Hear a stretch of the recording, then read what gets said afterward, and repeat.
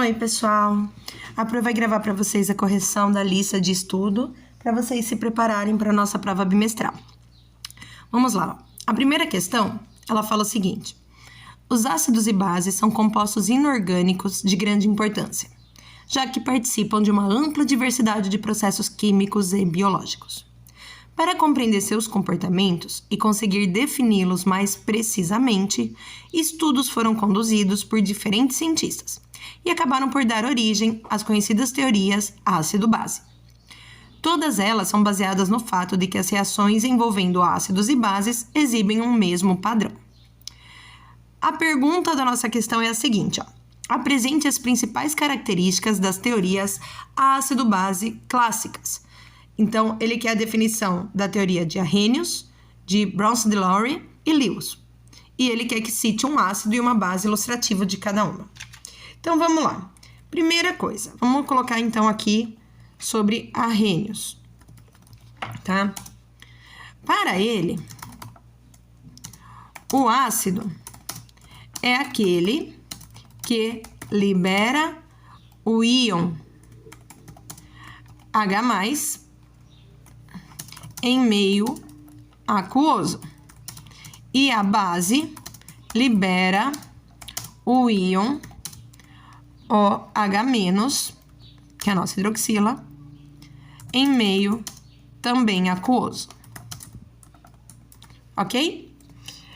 E aí, pessoal, a gente vai representar isso, então, da forma que Arrhenius interpretava a teoria de ácido-base. Então, para ácido. Então, por exemplo, eu tenho o H com qualquer elemento. Estou chamando de X, porque aqui eu estou colocando de uma forma genérica, não estou colocando o exemplo ainda. Ele vai liberar, tá?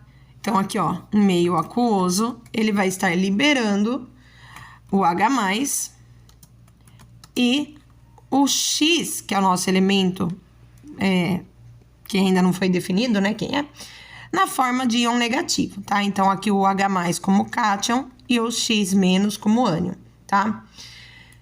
Ou tem outra forma que ele também representa, que eu vou ter o HX, ok? Mais água.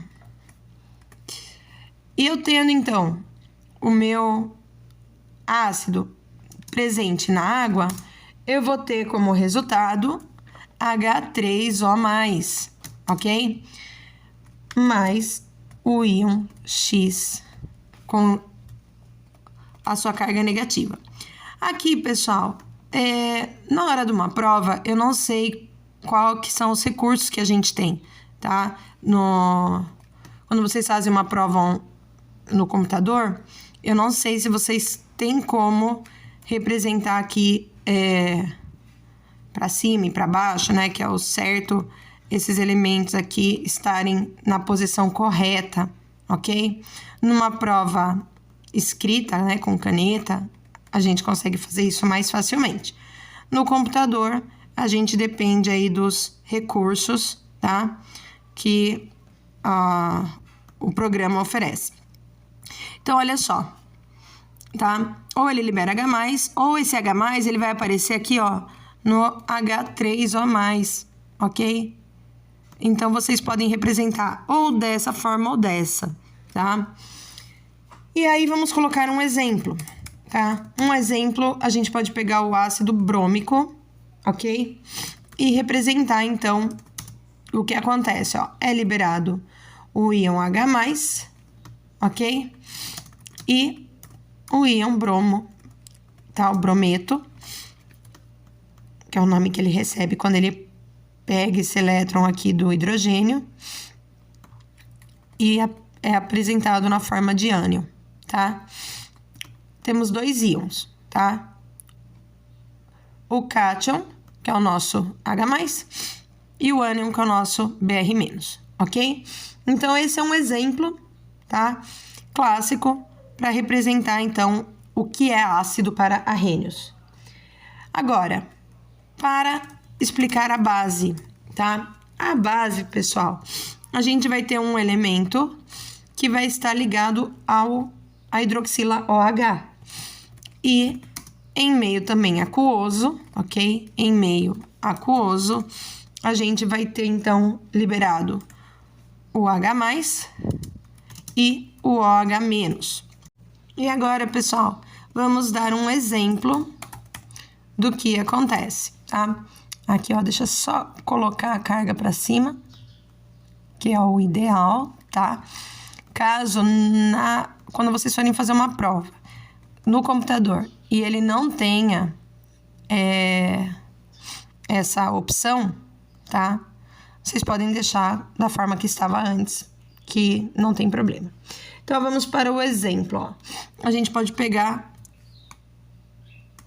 Peraí, o que eu fiz aqui? Peraí,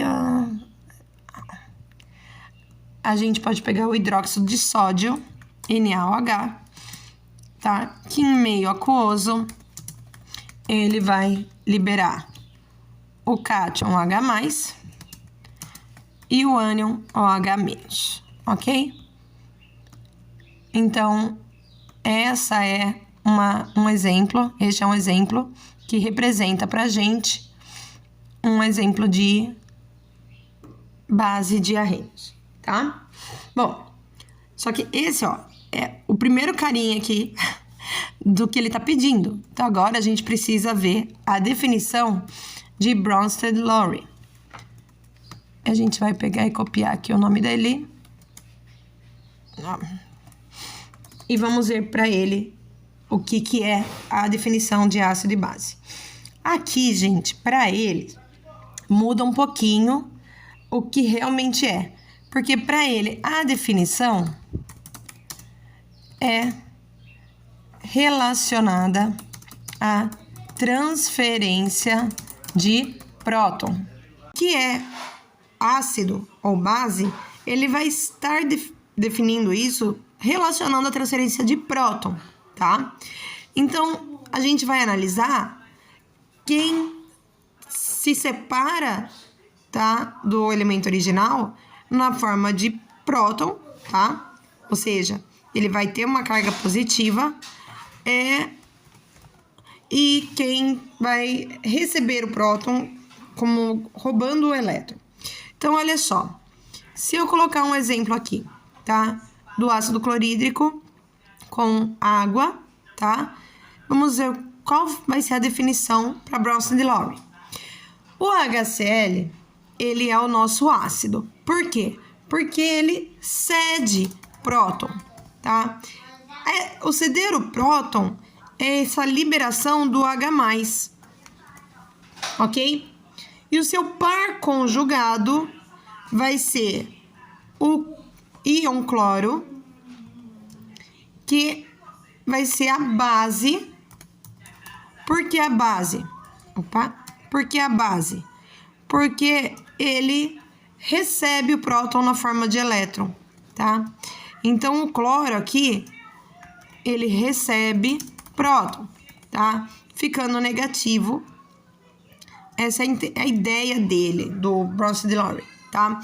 O HCl, ele cede o H+, ficando o cloro com negativo, porque ele fica com o elétron do hidrogênio. Então, esses dois aqui, eles formam um par conjugado, tá? Em que o HCl é o ácido e o cloro é a base. Só que a gente tem mais um par conjugado aqui, ok? O nosso outro par conjugado é a água e o H3O+, em que a água vai ser a base, ok? E o H3O+, que vai ficar com a carga positiva, é o ácido, tá? Então, eu tenho o primeiro par conjugado, em que o HCl é o ácido e o cloro, na forma de ânion, é a base. E eu tenho o segundo par conjugado, que a água é a base e o H3O+ é o ácido, tá? Veja que, se um se comporta como ácido, quem está reagindo com ele se comporta como base para Bronsted-Lowry, tá? Essa é a definição deles. E por último, pessoal, eu tenho a definição de Lewis, tá? Para Lewis, ele vai definir a relação de ácido e base na ausência de água. Então, para ele, a diferenciação de ácido e base ocorre na ausência de água. Então, aqui, ó, não é meio aquoso, tá? E para ele vai observar a doação de par de elétrons, tá? Então, vou colocar aqui um exemplo. Vou colocar aqui, ó, o fluoreto de boro. Deixa eu só inserir aqui pra gente fazer bem certinho essa representação, ok? Peraí. Deixa eu fixar aqui, que fica mais fácil. Aí, agora, cadê meu... Mais... Vamos colocar aqui amônio.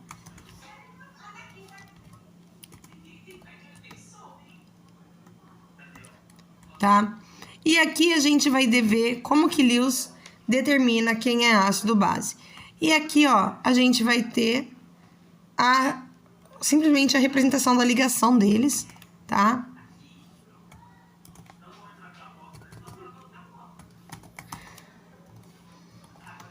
Então, só um minutinho. Ó, então, o que acontece, tá? O fluoreto de boro, ele vai receber um par de elétrons. Por quê? Porque o nitrogênio, ele tem um par de elétrons aqui, tá? O nitrogênio, ele tem 5 elétrons na última camada.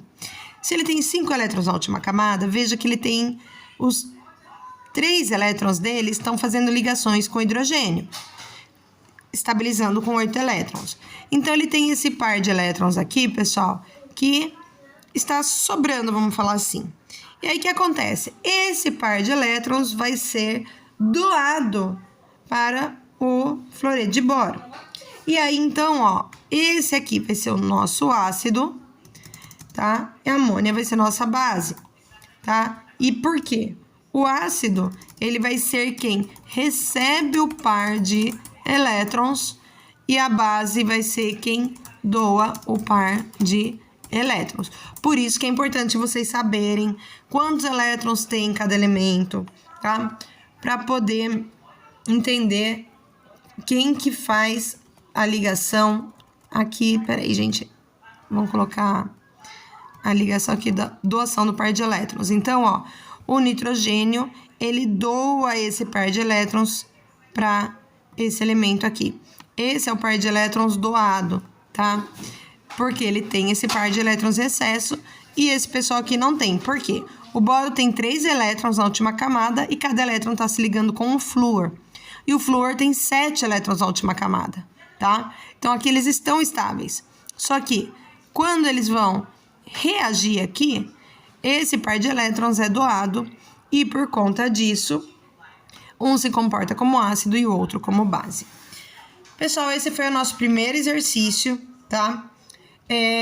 Foi demorada a explicação, mas para fazer, né, vocês conseguem fazer de uma forma mais dinâmica, tá? Foi demorado mais por conta da explicação. Vamos para o próximo. Bom, pessoal, vamos para o segundo exercício. E é interessante que a gente descobre que uma turma não tenta estudar porque ficou faltando todas as reações no segundo exercício e ninguém me perguntou a respeito. Muito legal, galera. Vamos lá. Ó, os sais são compostos disponíveis na natureza, mas também podem ser obtidos em laboratório por meios artificiais. São resultantes da reação de neutralização parcial ou total entre um ácido, do qual vem o ânion, que é a partícula com carga negativa, que compõe o sal, e um hidróxido, do qual vem o cátion, que é a partícula de carga positiva. Nesse sentido, a depender das forças do ácido e da base de origem, os sais podem ser classificados como sais ácidos, neutros ou básicos. E aqui ele pede para a gente classificar os sais como ácido, base, ou básicos ou neutros, e explique por que cada um é classificado dessa maneira.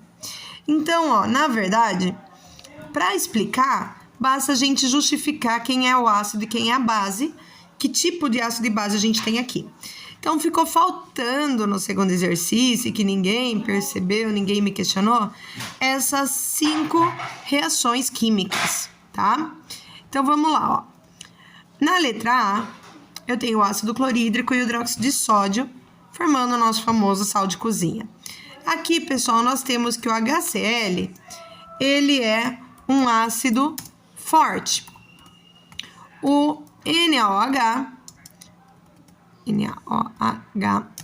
é uma base forte. Pessoal, vamos para o nosso terceiro exercício. Ele fala o seguinte: analise os seguintes casos de transformações químicas e as respectivas equações ainda não balanceadas.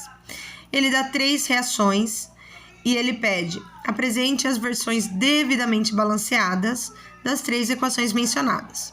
Então, na primeira, ó, cloreto de alumínio é usado como catalisador no craqueamento do petróleo e em reações orgânicas, podendo ser produzido pela reação do óxido de alumínio e ácido clorídrico. Então, essa aqui, pessoal, é a nossa reação. E aí, para balancear, a gente vai ter que ver a quantidade de elementos que eu tenho de cada lado. Então, veja, nesse caso aqui, ó, eu tenho 2 alumínios. Aqui desse lado, obrigatoriamente, eu tenho que ter 2 alumínios, tá? Para quem viu a folhinha que eu mandei, a gente vai seguir a regra do macho, tá? A regra do macho, onde eu começo balanceando pelos metais, depois os ametais, depois carbono, por último hidrogênio e oxigênio, tá bom? Então, ó, se aqui eu tenho 1 alumínio, aqui eu tenho 2 alumínios. Agora, veja, esse é o meu metal. O meu ametal é quem? É o cloro. Eu tenho 2 vezes 3. Eu tenho 6 cloros desse lado. Obrigatoriamente, eu tenho que ter 6 cloros desse lado também, tá? Agora, a gente vai olhar. Não tem carbono, então o próximo vai ser o hidrogênio. Eu tenho 6 hidrogênios desse lado da minha equação. Aqui eu tenho que ter 6. Como eu tenho 2 aqui na molécula de água, aqui eu vou ter 3 moléculas de água, tá? Ó, 2 vezes 3, eu tenho 6 hidrogênios. E os oxigênios, ó, eu tenho 3 oxigênios aqui, 3 oxigênios, minha equação está devidamente balanceada, ok? Vamos ver o próximo, ó. Em extintores de incêndio, o dióxido de carbono é gerado juntamente com sulfato de sódio, via reação de bicarbonato de sódio, com o ácido sulfúrico. Então, essa aqui, pessoal, é a minha reação, tá? Ó. E agora a gente tem que balancear, seguindo novamente a regra do macho. Então, primeiro, vamos olhar para o sódio. Aqui eu tenho 1 sódio, aqui eu tenho 2. Então, aqui eu tenho que ter 2 também. Tem que ter a mesma quantidade de cada lado. Opa! Ok? Então, ó. Aqui eu vou ter, 1 de sulfato de sódio. Agora, vamos lá. Eu vou olhar pro enxofre, tá? O enxofre, ó, eu tenho... Como aqui eu tenho uma molécula, eu tenho 1 enxofre. Aqui também vai ter 1 só, tá? Aqui eu vou ter 1 só. E agora, pessoal, vamos olhar pro carbono, ó. Eu tenho 2 carbonos aqui, eu tenho que ter 2 carbonos aqui, tá? Veja que desse lado já está balanceado e aqui só falta balancear a molécula de água, ok? Então, vamos ver, ó. Eu tenho 2 hidrogênios mais 2. Eu tenho 4 hidrogênios no total desse lado. Aqui, para ter 4 hidrogênios, eu vou ter que ter 2 moléculas de água, porque daí eu faço 2 vezes 2, vão dar 4 hidrogênios. E para terminar, a gente tem que ver se está certo, olhando para o número de oxigênios, ó. 2 vezes 3, 6. 6 mais 4, 10 oxigênios desse lado. E aqui eu tenho 4, 2 mais 2, 4 mais 2 aqui, ó, 6. 2 vezes 2, 4, 10 oxigênios. Nossa equação também está balanceada, ok? E a última, pessoal, ele fala que nos motores de combustão interna dos automóveis flex fuel, o etanol sofre queima completa na presença de oxigênio, dando origem ao dióxido de carbono e água, tá? Então, aqui a gente tem a nossa outra reação, tá? E aí, como que a gente faz para balancear? Novamente, a regra do macho. Como não tem metal nem ametal, a gente vai direto pro carbono. Olha só, eu tenho 2 carbonos aqui e 1 aqui. Então, eu vou ter uma molécula, tá, de etanol, formando 2 de gás carbônico, tá? Hidrogênios, eu tenho 6 desse lado, então aqui eu vou ter 3 moléculas de água, por quê? 2 vezes 3 dá 6 hidrogênios. E o oxigênio, ó, agora eu vou olhar aqui, 2 vezes 2, 4, mais 3, 7. Aqui eu tenho 1 oxigênio, então faltam 6. Então, eu vou ter 3 moléculas de oxigênio, porque 2 vezes 3 dá 6. 6 mais 1, 7. Eu tenho 7 oxigênios aqui e 7 aqui. Nossas reações estão balanceadas, ok? Bom, pessoal, vamos lá. Continuando a nossa correção. O exercício 4, ele fala o seguinte, ó. O nitrogênio, que tem a massa molecular 28 gramas por mol, e o oxigênio, que tem 32 gramas por mol, são 2 componentes de um ar seco, um gás ideal isento de vapor d'água, obtidos sinteticamente com frações molares de 80% e 20% nitrogênio e oxigênio, respectivamente, tá? Ou seja, esse ar seco, tá? Ele tá dentro de um cilindro, a gente vai ver, onde 80% é nitrogênio e 20% é oxigênio. Uma certa quantidade desse ar se encontra, então, confinada num cilindro que tem 50 litros, tá? Na temperatura de 298 kelvins, tá? Que equivale a 25 graus Celsius. A pressão parcial do nitrogênio dentro do cilindro é 12,218 atmosferas e ele pede para considerar a constante dos gases igual a 0,082. Ele quer que a gente determine a pressão parcial do oxigênio no cilindro, tá? Então, para resolver esse exercício, pessoal, a gente tem algumas etapas a seguir, tá? A gente vai começar, então, primeiramente, utilizaremos a equação de Clapeyron, tá? Que é aquela que a gente usa PV igual a nRT, ok? Pressão vezes volume é igual ao número de mols vezes a constante vezes a temperatura em Kelvin, tá? Então, a gente vai fazer esse cálculo para descobrir quantos mols de nitrogênio tem no cilindro, tá? Então, ó, vamos calcular o número de mols de nitrogênio no cilindro. Então, vamos lá, ó. A pressão do nitrogênio é 12,218.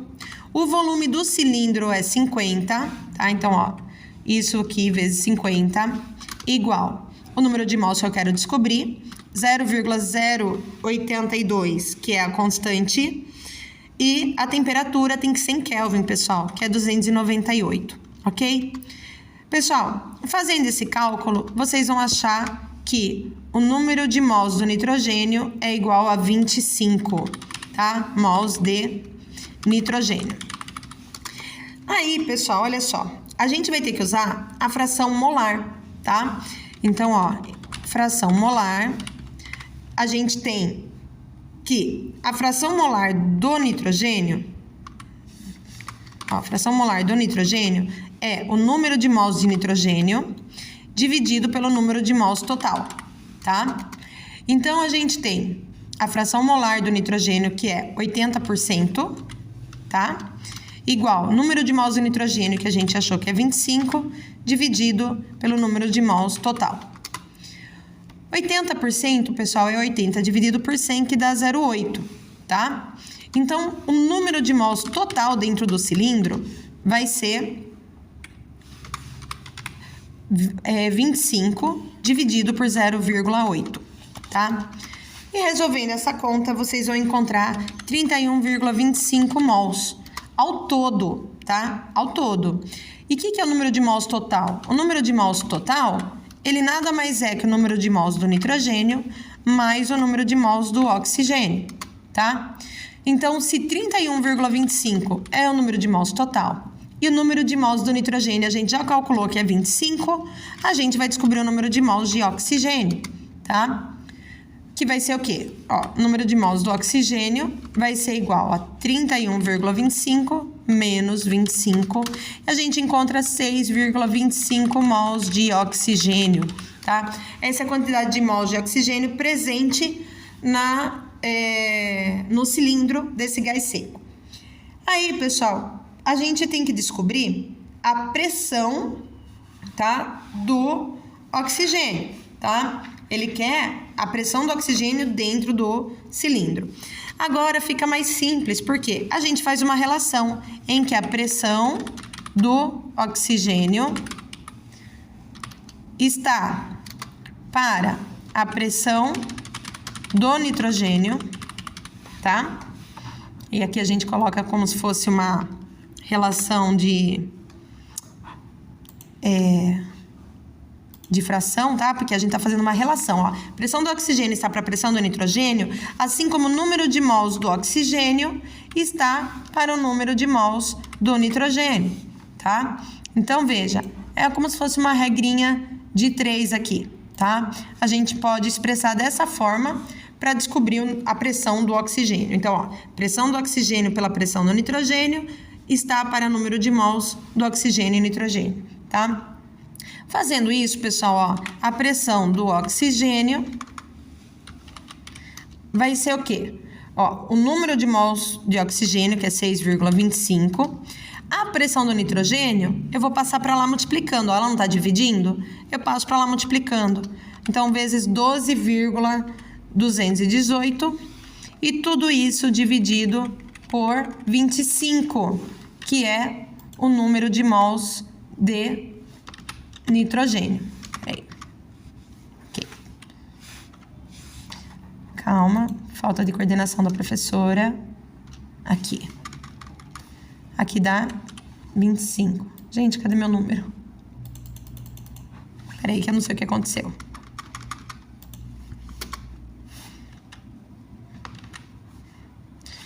Ok.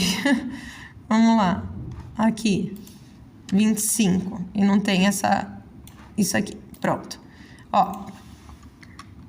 Agora sim, tá? Dessa forma, a gente calcula, então, o número de mols o número de pressão, né? O valor da pressão do oxigênio no cilindro. A gente vai encontrar aqui aproximadamente 3,0545. Vocês podem deixar como aproximadamente 3,05 atmosferas, tá? Essa é a pressão que a gente tem do oxigênio no cilindro, tá? Então, veja. Primeiro, a gente achou o número de mols de nitrogênio. Aí, com a fração molar, tá? Ó, fração molar sendo 80%, a gente vai achar a quantidade de mols que eu tenho no total.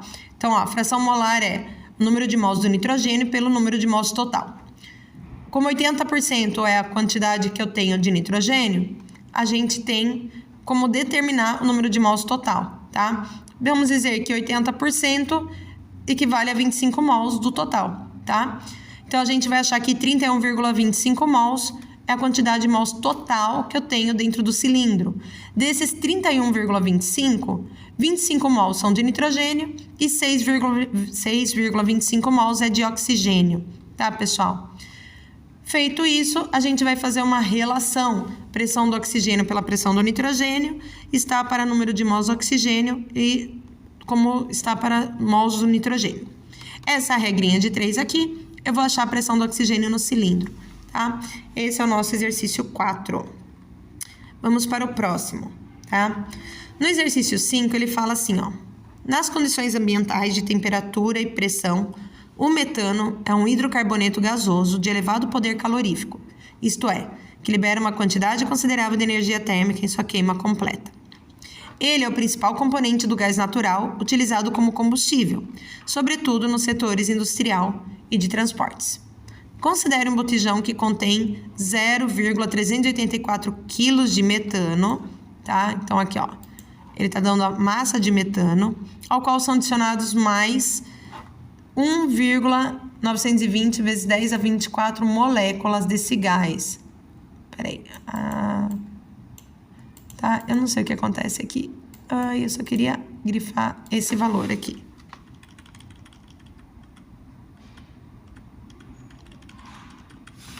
Isso. Tá? Ele deu a massa molecular do metano, tá? 16 gramas por mol. É a constante de Avogadro, 6 vezes 10 a 23 mols, tá? Daí, no caso, moléculas por mol, tá? Ele coloca esse mol menos 1 porque ele representa, lembra, pessoal? Pode ser moléculas, íon, átomos, tá? Depende do que a gente está analisando. Ele quer saber, depois da adição de moléculas, qual o número de mols de metano no botijão. Tá? Então, ele adicionou moléculas e ele quer saber qual é o número de mols no botijão. Essa é a pergunta do nosso exercício, tá? Então, vamos lá. Ó, primeiro, a massa precisa estar em gramas. Então, ele deu 0,384 quilos, que corresponde, multiplicando aí por 1.000, 384 gramas, tá? Essa é a massa do metano. Ele deu a massa molar. Com isso, pessoal, eu descubro o quê? Número de mols de metano inicialmente, tá? Então, o número de mols é o quê? É a massa em gramas dividido pela massa molar. Então, o número de mols vai ser 384 dividido por 16, tá? Que é a massa molar do metano. Isso equivale, pessoal, a 24 mols de metano, tá? E aí, eu tenho que pensar o seguinte, ó. 1 mol tem 6 vezes 10 elevado a 23, vocês podem colocar dessa forma o elevado numa prova online, porque nem sempre vocês vão ter esse mecanismo de elevar a potência, tá? Então, se tiver, ótimo. Se não tiver, vocês vão ter que usar aquele chapeuzinho para indicar que é uma potência. Então, isso aqui, ó, é o número de moléculas, tá? Moléculas, ok? Ok, meu despertador de água tocou, mas vamos continuar, tá? Olha só, aí X mols tem, lembra que ele adicionou? Ó, ele adicionou essa quantidade de moléculas aqui, ó, 1,920 vezes 10 a 24. Então, eu tenho que descobrir quantos mols ele adicionou. Então, 1,92, ó. 1,92 vezes 10 elevado a 24, tá? Moléculas. Então, lembrem-se, se vocês tiverem como elevar a potência, eleva, senão vocês podem representar desse jeito. Pessoal, calculando o número de mols aqui, tá? A gente vai ter que equivale a 3,2 mols, tá? Que foram adicionados. Olha a pergunta. Qual o número de mols, ó, depois da adição, qual o número de mols do botijão? Então, essa é a pergunta, depois da adição. Então, o que acontece? Eu vou ter que somar os 24 mols que eu tinha do início com os 3,2 mols que foram adicionados, tá? Então, ó, o total de mols será 24 mais o 3,2, ok? Que resulta, então, em 27,2 mols de metano, tá? E o nosso exercício, ele tem alternativa, seria a alternativa C, a resposta do exercício, tá? Então, tomem cuidado, porque, veja, se você calcular aqui, ele tem a resposta 24, tá? E cuidado para não errar, tá? Porque isso aqui é o que eu tenho de mols do início. Ele quer o total de mols depois que ele adicionou essa quantidade de moléculas a mais, tá? Então, essa é a resposta aqui do nosso exercício. Tá certo, pessoal? Pessoal, vamos para o exercício 6, ó. Recentemente, além do melaço do caldo extraído diretamente da cana-de-açúcar, o bagaço, que é a fração sólida da cana, também tem sido utilizado como matéria-prima para a produção industrial do etanol no Brasil. Quando isso acontece, o processo produtivo envolve operações adicionais e o etanol obtido é denominado etanol de segunda geração, o etanol 2G. Algumas das etapas básicas que compõem o processo produtivo do etanol 2G são as seguintes. Ele cita aqui 5 passos, ó. Hidrólise da celulose do bagaço pré-tratado para convertê-la em glicose, concentração do caldo contendo glicose por evaporação, fermentação do caldo pela ação de leveduras visando gerar etanol, separação entre vinho fermentado e levedura por centrifugação e destilação convencional do vinho fermentado isento das leveduras. Ele põe a nota falando que leveduras são fungos que consomem açúcar. O vinho fermentado é mistura formada majoritariamente por etanol e água, mas também por outras substâncias. Ele pergunta quais das etapas básicas mencionadas são transformações químicas do processo. Quais são reações? Pessoal, converter em glicose, tá? Converter em glicose e fermentação, gerar etanol, gerar etanol é o único momento que ocorre uma reação, tá? Porque aqui, se eu estou concentrando, eu estou evaporando água, isso não é reação, tá? Isso aqui é separação. Aqui é separação e destilação também é separação. Então, processos de separação não é reação química, não forma produto. Só é reação se está formando produto. Então, somente a etapa 1 e 3 é que forma produto. Ok, pessoal? Vamos para o próximo. O exercício 7. Esse aqui, pessoal, eu mandei material para vocês, tá? Mandei o link do Drive, onde tem todo o conteúdo do tipo de reação que existe, tá? Os 4 tipos de reações que a gente mais trabalha. Então, aqui, o sal de frutas, recomendado para aliviar os sintomas desagradáveis da acidez estomacal excessiva, tem como um dos seus principais constituintes o bicarbonato de sódio, que é o NaHCO3. O sal apresenta sabor artificial de fruta, limão, abacaxi, laranja, etc. E deve ser dissolvido em água para ingestão. No estômago, o bicarbonato reage com ácido clorídrico do suco gástrico e fornece como produtos o cloreto de sódio, tá, que é o NaCl, água e o gás carbônico, de acordo com a seguinte equação química. Então, essa é a reação que ocorre, tá?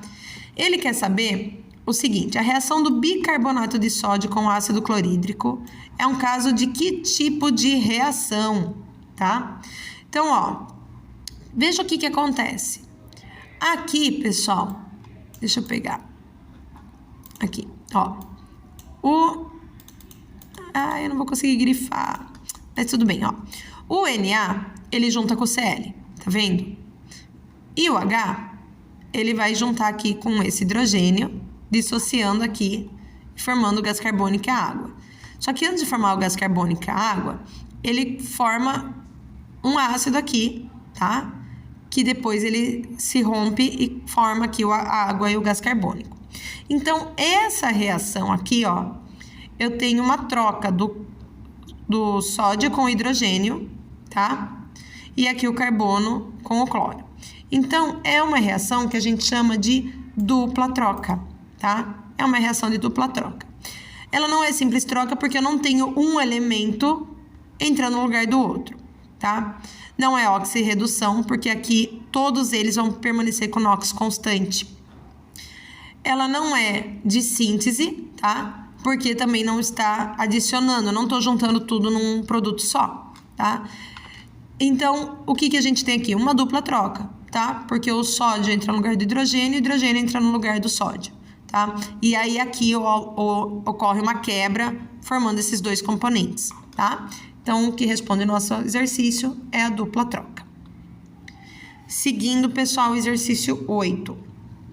O etanol é um combustível renovável. Ele é dado por C2H6O. Então, é um combustível renovável de origem vegetal, geralmente obtido do milho ou cana-de-açúcar. Seu uso em lugar da gasolina, derivada do petróleo, bem representado pelo octano, tá?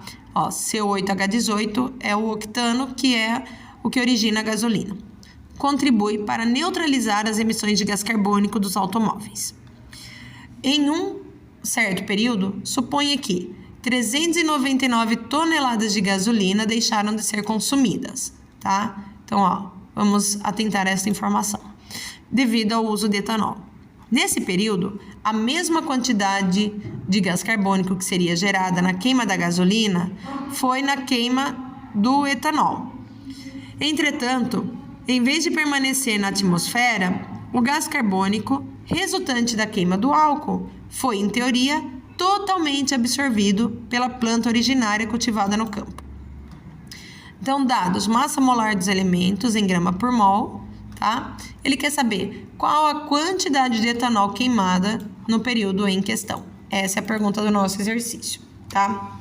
Então, primeiro, a gente vai analisar qual é a quantidade de gás carbônico gerado na combustão da gasolina, tá? Na queima de gasolina. Então, ó, combustão da gasolina, tá? Peraí, deixa eu aumentar só a fonte aqui. Ó, combustão da gasolina. O que a gente tem aqui na combustão da gasolina, ó? O C8H18, que é o octano. Sempre que eu falo em combustão, pessoal, ele queima com oxigênio. Opa, com oxigênio, tá? Eita, tá difícil. Aí. Formando, então, sempre na queima forma CO2 mais H2O, tá? Então, sempre que tiver uma combustão, a gente vai ter um elemento derivado do carbono, um hidrocarboneto, tá? Ele vai ter um hidrocarboneto. Então, tem sempre carbono e hidrogênio. Às vezes vai ter oxigênio, às vezes não. E ele vai formar sempre, na presença, ele vai reagir com oxigênio e ele vai formar gás carbônico e água. Tá bom, pessoal? Sempre vai ocorrer isso. Aí, pessoal, olha só. Primeiro, eu tenho que balancear minha reação. Aí, na folhinha que eu entreguei para vocês, eu mostrei a regra do macho, tá? Como eu não tenho nem metal nem ametal, eu vou direto pro carbono. Então, ó, eu tenho 8 carbonos desse lado, eu vou ter que ter 8 aqui. Então, eu vou ter 8 moléculas de CO2. Agora, eu vou olhar o hidrogênio. A quantidade de hidrogênios aqui, ó, é 18. Então, aqui, ó, para eu ter 18 hidrogênios, eu tenho que ter 9 H2O. Então, 9 vezes 2, 18, tá batendo. Agora, a quantidade de oxigênio, ó, eu tenho... Pessoal, olha só. Então, se eu tiver 8 de O2, então aqui eu tenho 16, mais 9. Então, 16 mais 9 vai dar 25. Então, aqui, ó, eu vou ter 25 dividido por 2. A gente pode deixar representado desse jeito, tá? 25 por 2, a quantidade de O2 que eu tenho presente na reação, tá? Não precisa transformar em 12,5, nada. Pode deixar desse jeito. Agora, minha reação está balanceada. Então, ó, a massa molar que eu tenho, veja, ele dá aqui, tá? A massa molar dos elementos. Então, a massa molar de gasolina, eu vou ter 114 gramas, tá? É só fazer 12 vezes 8, mais 18, eu vou ter 114 gramas de gasolina, tá? E a massa de gás carbônico vai ser 44 gramas de gás carbônico, tá? Então, olha só, pessoal. Vamos analisar, tá? 1 mol de gasolina, ó, 1 mol de gasolina reage formando 8 mols de gás carbônico, tá? Então, vamos lá. O que eu tenho que perceber? Que esses 44 gramas de gás carbônico, ele tem que estar multiplicado por 8. Eu tenho 8 vezes 44 gramas, resultando, pessoal, em 114 gramas de gás carbônico gerados em 1 mol de queima de gasolina, tá? Então, ó, 1 mol de queima de gasolina fornece 114 gramas de gás carbônico, tá? Então, agora, ó, a gente vai fazer uma relação...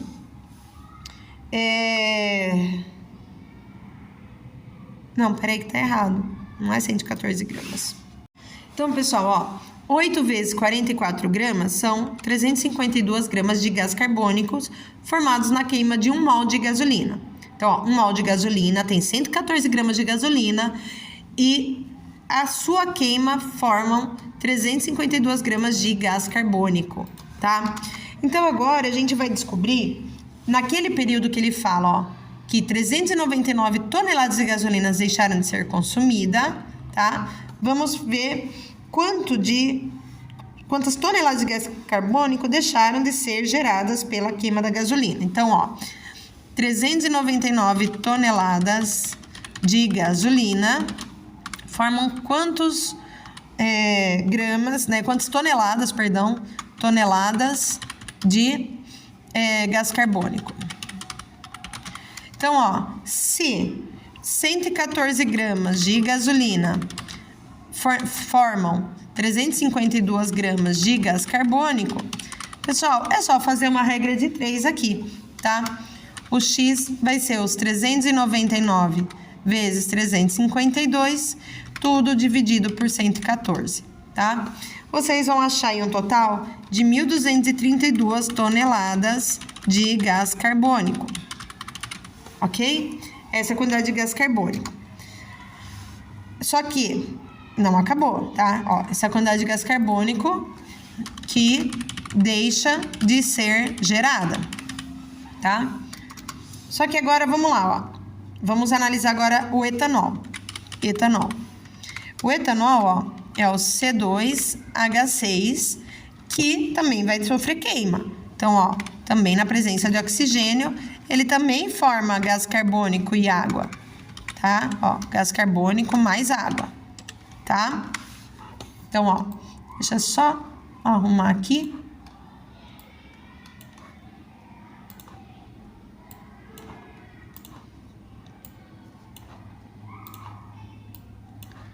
Ó. E aí eu tenho que reagir, eu tenho que balancear a nossa reação, tá? Então, ó, o etanol, ele também é um hidrocarboneto. Tá faltando oxigênio aqui, peraí. Faltou meu oxigênio. Ó, C2H6O. Então, meu etanol, na presença de oxigênio, ele sofre combustão, ele queima, formando gás carbônico e água. Mas vamos ver o que acontece, tá? Ó, um mol de C2H6O, ou seja, um mol de etanol, ele vai formar 2 mols de gás carbônico. Veja que aqui na gasolina, 1 mol de octano formou 8 de gás carbônico. Então, ó, 1 mol de etanol forma 2 de gás carbônico. Hidrogênio. Aqui eu tenho 6, para dar 6 aqui tem que ter 3, ó. 2 vezes 3 dá 6, mesma quantidade de hidrogênio. Agora vamos balancear o oxigênio, ó. 2 vezes 2, 4. 4 mais 3 dá 7. E aí, ó, aqui eu tenho 1 já. Então, 1, faltam 6. Aqui eu vou ter 3 de oxigênio, tá? Então, veja que eu preciso de menos quantidade de oxigênio para fazer a queima do etanol, tá? Aqui, ó, eu precisava de 12,5 mols de oxigênio. Aqui eu uso apenas 3, tá? E aí, olha só, 46 gramas de etanol, tá? Ele forma... Opa, calma. Despencou tudo aqui, foi mal. Ai, peraí. Aí, foi mal, gente. Ó, 46 gramas de etanol, tá? Ele vai reagir formando, ó, 2 de 44, ou seja, 88 gramas de gás carbônico, tá? Então, eu tenho uma relação de 1 mol para 2, tá? Então, ó, 46 gramas de etanol com 88 gramas de gás carbônico. Aí, esse total aqui de toneladas de gás carbônico, tá? Ele vai ser usado para ver aqui quanto de etanol que ele produz. Então, agora, ó, Y gramas de etanol, ele tinha para 1.232 toneladas. Aqui não é grama não, gente, é toneladas, tá?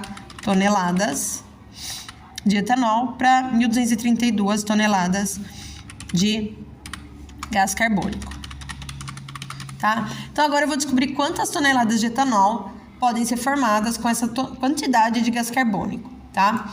Então, fazendo aqui, pessoal, vocês vão calcular o 46 vezes 1.232 dividido por 88. E aí, vocês vão achar um valor de 644 toneladas de etanol, tá? 644 toneladas de etanol.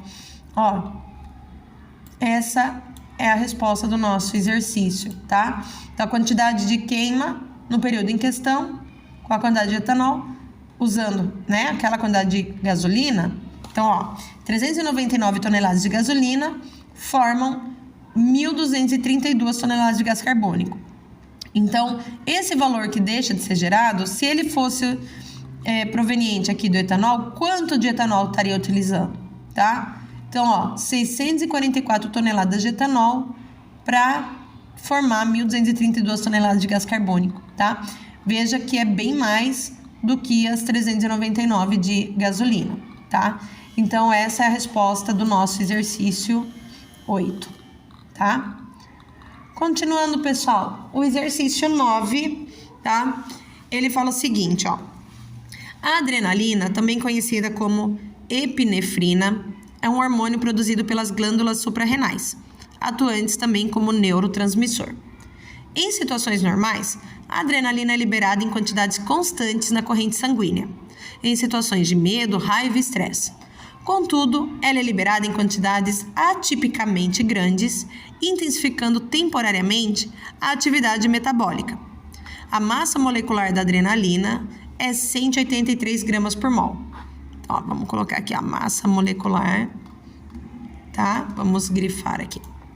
E sua composição mássica aproximada em termos de elementos é 59,02% de carbono, 7,10% de hidrogênio e 7,65% de nitrogênio e 26,23% de oxigênio, tá? Veja, pessoal, que isso aqui é um exercício de fórmula percentual, ok? Então, vamos lá. Ó, a pergunta é: tendo em consideração as informações, qual a fórmula molecular da adrenalina? Tá? Essa é a pergunta do exercício. Então, vamos lá. Ó, a quantidade de carbono. A gente vai pegar a porcentagem de 59,02 e dividir por 12, tá? Esse valor, a gente vai ter 4,918. A quantidade de hidrogênio, a gente vai ter 7,10 dividido por 1, que vai dar o próprio 7,10. A quantidade de nitrogênio, a gente vai ter 7,65 dividido por 14, que vai dar 0,546. E a quantidade de oxigênio, que é 26,23 dividido por 16, e a gente vai encontrar 1,639, tá? Agora, ó, é o segundo passo. Qual que é o primeiro passo? Então, ó, primeiro passo, dividir a por... Eita, calma que aqui vocês não vão enxergar nada. Primeiro passo, dividir a porcentagem pela massa molecular, tá? Que é a massa atômica. Vamos pôr massa atômica que fica mais fácil de vocês entenderem, tá? Então, o primeiro passo foi esse. Agora, segundo passo. Ó, segundo passo. Dividir os valores encontrados pelo menor deles. Então, no caso, quem que é o menor? É o 0,546. Então, vocês vão dividir por 0,546. Todos eles. Então, ó, o carbono, 4,918 dividido por 0,546, tá? Esse valor vai dar aproximadamente 9. O hidrogênio, 7,10 dividido por 0,546, vai dar aproximadamente 13. O nitrogênio vai ser o 0,546 dividido por ele mesmo, que dá 1. E o oxigênio, pessoal, é 1,639 dividido pelo valor, que vai dar aproximadamente 3. E aí, pessoal, a gente tem a fórmula que vai ser 9 carbonos, 13 hidrogênios, 1 nitrogênio e 3 oxigênios, tá? Essa é a fórmula que vocês precisam encontrar nas alternativas. Então, ó, C9H13NO3 Alternativa E responde ao nosso exercício. Ok? Certo, pessoal? Nossa, a professora escreveu tudo pipocado aqui, mas deu para entender, né, galera? Vamos para o próximo exercício. O exercício 10, ele mostra aqui a reação entre o cobre metálico e o ácido nítrico. Ele fala que na prática evidenciada pelo desprendimento de um gás marrom, o dióxido de nitrogênio, e pela formação de uma solução aquosa de coloração verde de nitrato de cobre. A equação iônica representativa dessa reação redox, ou seja, é uma reação de oxirredução, tá? Então, ocorre redução e ocorre oxidação. Ela ocorre no meio ácido, tá? Então, ele põe aqui a reação, tá? Ó, e ele quer... Ó, a gente tem que fazer o balanceamento para conseguir achar os valores de A, B, C, D, E e F para responder o exercício, que é a soma de A mais B mais C menos a soma de D mais E mais F. Então, olha só, como que a gente faz? Primeiro, a gente tem que saber as regras de oxidação que eu passei para vocês naquele material que eu pus no Drive, tá? Se vocês virem aqui no link que eu mandei para vocês, ó, do primeiro médio, aqui vocês têm todo o material, tá? Ó, as regras de oxidação, a situação, quanto vale o número de oxidação. Eu compartilhei com vocês esse arquivo. Aqui explica direitinho como a gente faz o passo a passo para fazer a reação de oxirredução, tá? Então, aqui, ó. Primeiro, vamos escrever o número de oxidação dos elementos, tá? Deixa eu colocar aqui para baixo.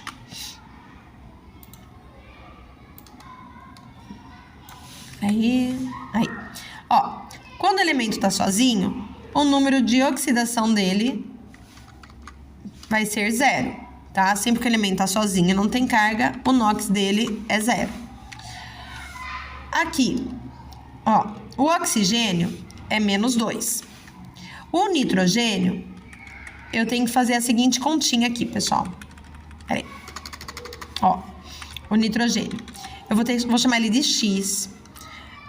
Aí, eu vou somar com 3 oxigênio. Então, 3 vezes menos 2, tá? 3 vezes menos 2.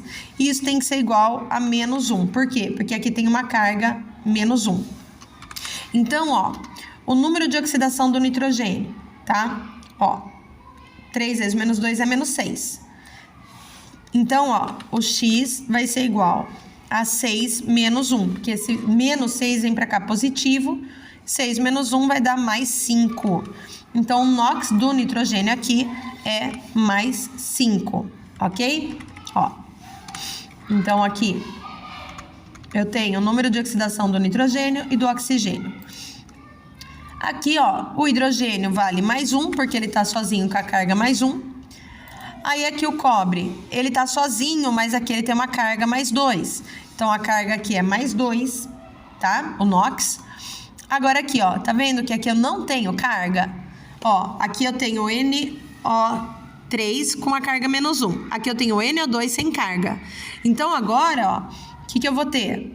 Agora, o meu nitrogênio, ele vai ser, vou chamar de Y. Daí, 2 vezes menos 2 dá menos 4, ó. Então, Y menos 4 igual a 0. Então, a carga do nitrogênio aqui, ó, pessoal, vai ser mais 4, tá? O oxigênio permanece menos 2, tá? Essa é a carga.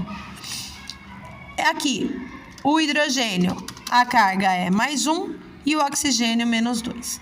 Pessoal, a gente, para fazer a reação de oxirredução, eu tenho que analisar o que mudou. E aí, eu tenho aqui, ó, o cobre, ó, o cobre, ele de 0, ele veio para mais 2, ó. De 0 para mais 2. E o nitrogênio, de mais 5, ó, de mais 5, ele foi para mais 4, tá? Então, ó, qual foi a variação? O cobre de 0 subiu para mais 2, tá? Então, isso significa ele oxidou, tá?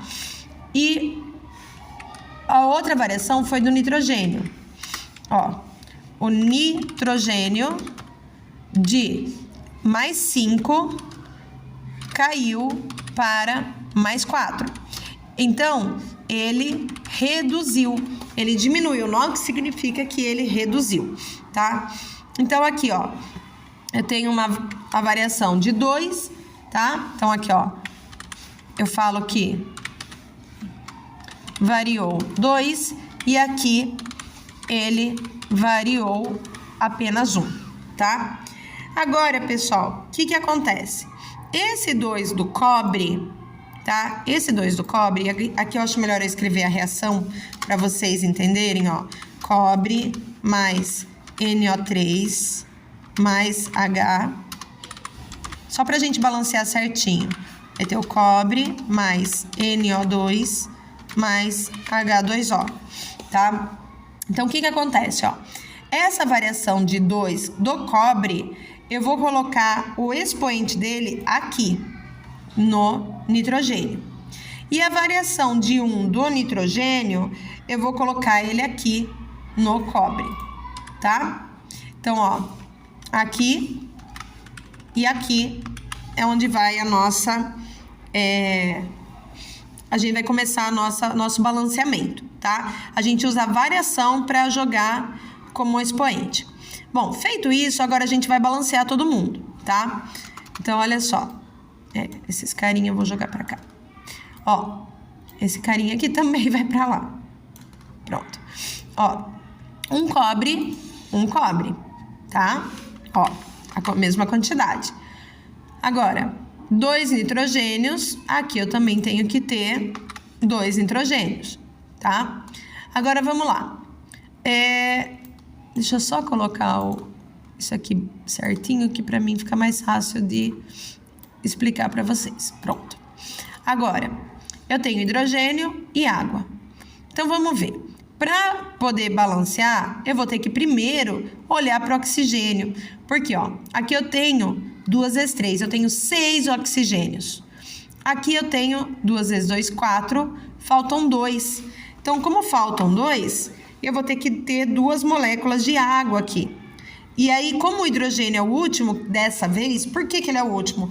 Porque ele é o que está sozinho. Aqui, o oxigênio vai ter que ser o primeiro a balancear nesse caso, tá? Então, quando é oxirredução, a gente não segue a regra do macho. A gente segue sempre a sequência de oxirredução e daí vai fazendo as tentativas. Então, agora aqui, vamos ver quanto hidrogênio tem, ó. 2 vezes 2, 4. Aqui eu vou ter que ter 4 hidrogênios, tá? Então, ó, a minha reação agora finalmente está balanceada, tá? Então, lembrando, ó, o meu A vale 1, meu B vale 2, meu C vale 4, meu D vale 1, meu E vale 2 e meu F vale 2. Olha, o que ele pediu pra gente? Ele quer os valores em que A mais B mais C menos D mais E mais F. Então, ó, 1 mais 2 mais 4, tá? Esse valor aqui, pessoal, 4, 5, 6 dá 7. Então, ó, eu vou ter 7 menos 1 mais 2, 3, mais 2, 5. Então, 7 menos 5, o resultado da nossa conta vai dar 2, tá? Então, 2 é o que responde o nosso exercício, tá? Então, veja, eu tinha que fazer todo o balanceamento para poder encontrar o valor da pergunta, tá? Que ele pede aqui essa relação aqui de A mais B mais C menos D mais E mais F. Ok, pessoal? Então, tem aqui a alternativa. A alternativa D responde nosso exercício, tá bom? Vamos para o próximo. Vamos lá. Pessoal, o exercício 11. A demanda por material gasoso é intensa, principalmente em hospitais e indústrias. Em um depósito tem 3 cilindros idênticos de gás numa mesma temperatura e em cada rótulo desse cilindro aparecem as informações. Então, aqui, ó, cilindro 1, 2 e 3, a massa molar, tá? Que os elementos que tem, nitrogênio, oxigênio, hélio, gás carbônico, metano, tá? Aqui tem cada item do cilindro. Aí ele pergunta assim, ó. O cilindro 1 apresenta maior pressão parcial de oxigênio? Então, a gente olhando a massa do oxigênio aqui é maior, né? Então, com certeza, essa é verdadeira. Aí ele fala que o cilindro 2 apresenta menor pressão parcial do nitrogênio. Não, falso. Ele vai ser maior. No 3, o cilindro 3 apresenta menor pressão parcial do oxigênio. Cilindro 3, não, ele tem oxigênio. Não, é maior, tá? Maior pressão porque ele tem a maior massa. Então, aqui também é falso. O cilindro 2 apresenta maior pressão parcial do nitrogênio. Sim, verdadeiro. A gente vai sempre olhar a massa. Se a massa é maior, a pressão é maior. Lembra daquela relação que a gente fez lá atrás no outro exercício? Então, o que está correto? A 1 e a 4. A alternativa A responde nosso exercício, ok? Na questão 12. Em 1754, Joseph Priestley descobriu o ar fixo, o gás conhecido por gás carbônico, CO2, que ao ser borbulhado em água participa de um equilíbrio dinâmico, formando um composto que se ioniza e possui 2 hidrogênios ligados a oxigênios. Segundo a teoria ácido-base, o composto formado pode ser... Então, aí ele quer saber o que pode ser esse composto, tá? Então, ó, o composto que se ioniza possui 2 hidrogênios ligados a oxigênios, tá? Esse é o composto. Então, analisando aqui, pessoal, ó, um ácido de Bronsted-Lowry, que recebe prótons da água, uma base de Lewis, uma vez que pode receber elétrons de outros compostos, um ácido de arrênios, por poder liberar hidrogênio ligado ao oxigênio, uma base de arrênios, pois consegue receber hidrogênio ionizado da água, um ácido de Lewis caracterizado pela perda de prótons que ele pode sofrer. Pessoal, a alternativa correta aqui é essa aqui, ó, um ácido de arrênios, porque ele libera os hidrogênios ligados aos oxigênios. E o que é um ácido de arrênios? É o que libera o hidrogênio, tá? Então, como são 2 hidrogênios ligados a oxigênios, tá? Então, seria o H2O2. A gente tem aqui a letra C.